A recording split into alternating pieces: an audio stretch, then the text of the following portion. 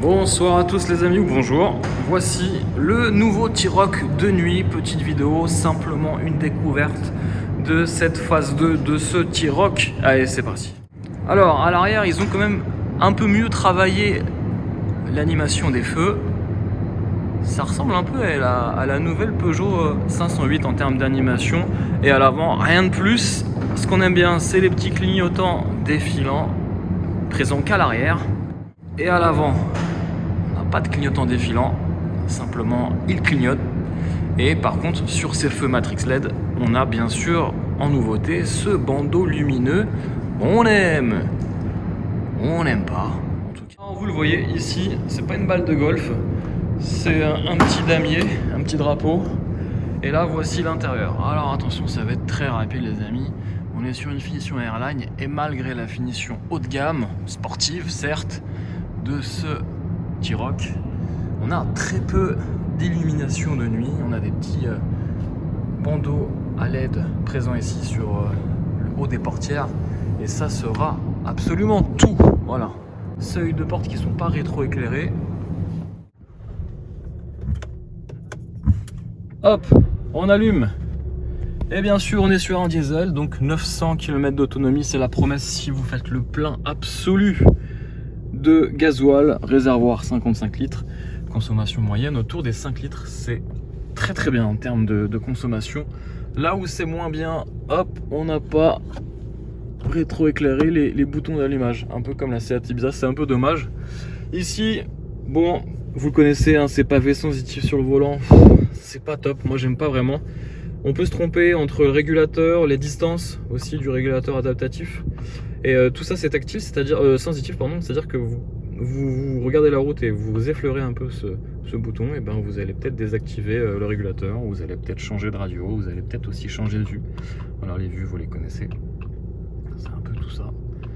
Voilà, donc en termes de navigation, rien de spécial, je suis pas super fan, l'écran est assez réactif, on a quand même deux boutons là ici avec un cerclage rétro-éclairé qui permettent justement de voir où on met les doigts la nuit, ça c'est plutôt pratique. Quelque chose de non pratique c'est ici, c'est la clim, alors soit on fait ça, et là c'est un peu n'importe nawak, ou sinon on peut faire ça mais on n'a pas de retour haptique, donc on ne sait pas vraiment si on augmentait ou baissait le chauffage.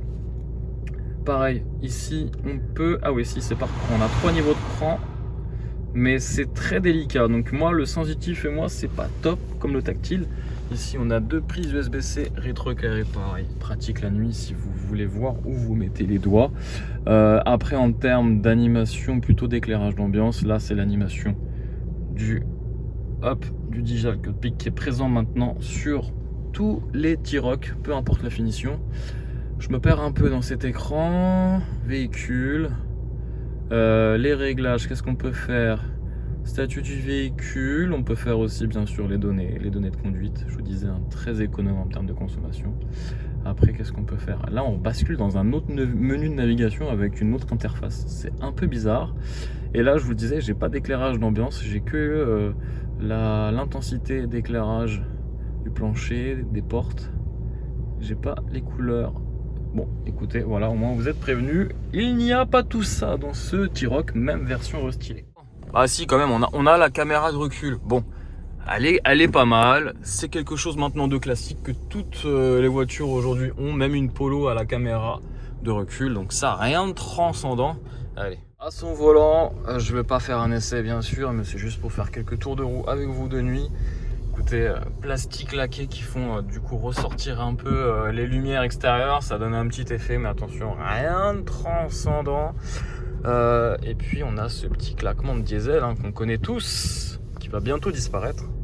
Mais pour le moment, Volkswagen a décidé de reconduire le diesel à bord de ce T-Roc. Donc si vous voulez un petit SUV sympa avec une motorisation diesel, il faudra absolument choisir le T-Roc, puisque le Taygo, même la Polo, n'auront plus, et non plus d'ailleurs au catalogue de motorisation diesel. Alors si je filme le plafonnier, c'est pas pour rien. C'est que derrière, d'une, on ne voit pas quand on veut ouvrir la lumière, aussi bien à l'avant qu'à l'arrière, on ne voit rien. Donc, si ne vous étonnez pas si c'est noir, c'est qu'on ne voit rien. Voilà, petite présentation de nuit, découverte rapide, très rapide de nuit, de ce Volkswagen T-Roc Airline 150 chevaux diesel boîte DG7 pour à peu près 42 000 €, puisqu'il a quelques options sympathiques. Mais pour ça, il faudra aller voir l'essai complet de ce T-Roc. Voilà, je vous dis bonne nuit, ciao ciao.